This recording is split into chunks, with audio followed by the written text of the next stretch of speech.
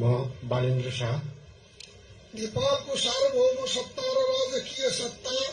नेपालको सार्वभौम सत्ता र राजकीय सत्ता नेपाली जनतामा निहित रहेको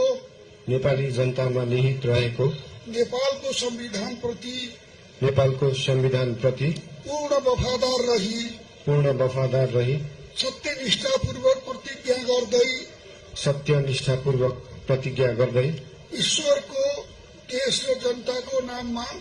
ईश्वर, देश र जनताको नाममा शपथ लिन्छु कि प्रधानमन्त्री पदको जिम्मेवारी प्रचलित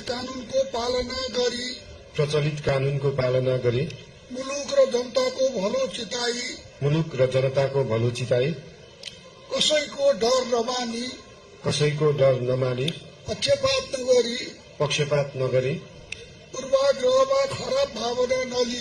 पूर्वाग्रह वा खराब भावना नलिई ईमानदारीका साथ गर्नेछु र आफ्नो कर्तव्य पालनको सिलसिलामा आफूलाई जानकारीमा आएको कुरा म पदमा बहाल रहँदा वा नरहँदा जुनसुकै अवस्थामा पनि प्रचलित कानूनको पालना गर्दा बाहेक अरू अवस्थामा कुनै किसिमबाट पनि प्रकट वा संकेत गर्ने छैन। धन्यवाद। यसपछि